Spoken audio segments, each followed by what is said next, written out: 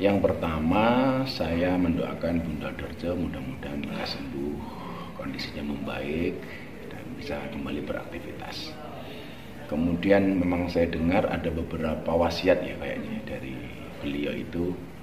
Salah satu yang saya dengar itu nggak usah ada upacara doa tahlil 40 hari kalau nggak salah. Terus kemudian yang kedua soal dia diminta untuk dimakamkan secara perempuan.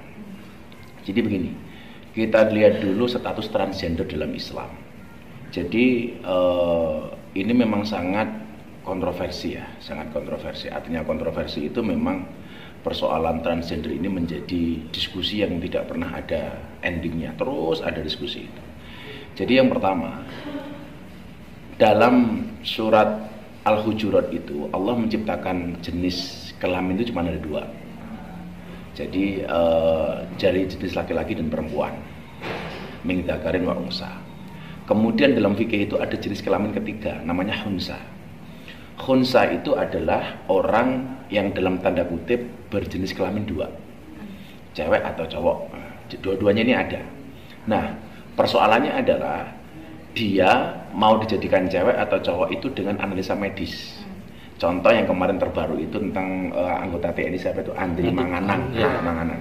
Itu kan yang tadinya dikira cewek, tapi ternyata setelah dianalisa medis melalui Pak Kasat waktu itu Bang Andika, ternyata ini cowok itu. Maka kemudian yang cewek ditutup, yang cowok dipertahankan.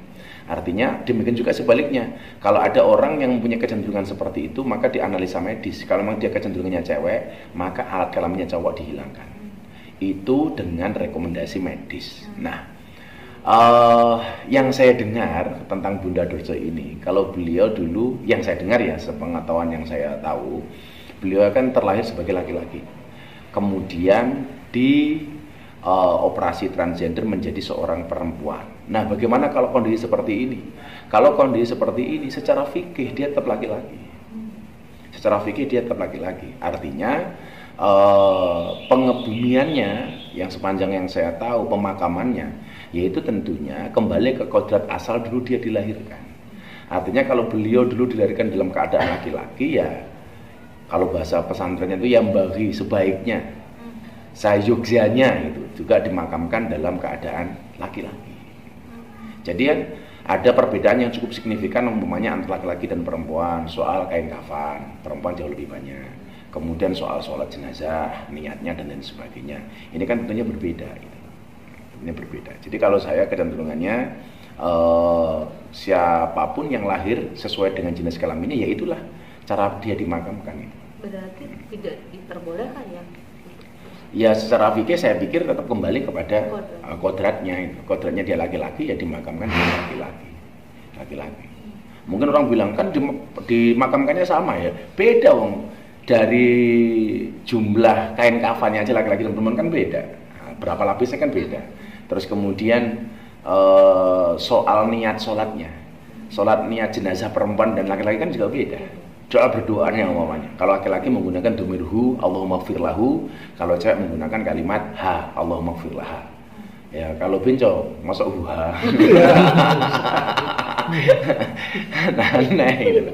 Jadi kalau saya menyarankan ya sesuai dengan kodratnya lah. Beliau dulu terlahir sebagai laki-laki, ya meninggalnya ya secara laki-laki.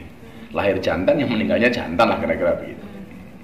Artinya dia udah sebelum meninggal wasiat Gus ingin dimandikan juga secara perempuan. Secara perempuan artinya dia secara perempuan berarti dia menghendaki yang memandikannya adalah perempuan kira-kira begitu. Jadi kan apa ya? Bagaimana berbicara soal wasiat? Wasiat itu harus dilaksanakan ketika wasiat itu ada kebaikan di dalamnya. Tidak ada kemaksiatan, apalagi melanggar syariat. Tapi kalau wasiat itu sendiri melanggar syariat, melanggar perintah agama, ya tentunya wasiat itu tidak harus dilakukan. Contoh wasiatnya bagus-bagus, mau menjadi orang tua kepada anak-anaknya, tolong pembagian waris yang saya tinggalkan dibagi dengan sebaik-baiknya, entah dengan menggunakan hukum Islam maupun dengan hukum adat istiadat, dibagi rata. Ya sudah, itu kan ada kebaikan di dalamnya. Tapi kalau kemudian ada unsur yang melanggar syariat, bahkan bertentangan, ya jangan dilaksanakan. Kalau saya sendiri mamanya ya tetap mendoakan. Wong kita juga belum tahu kok, saya sama Bunda Durso matinya di luar sana juga tidak tahu kan, namanya nyawa kan itu. Tapi kalau seandainya ada kawan yang berpeluang ya tetap kita doakan. Nah kalau saya mendoakannya ya, setahu saya lahirannya seperti itu ya saya doakan seperti dia lahir.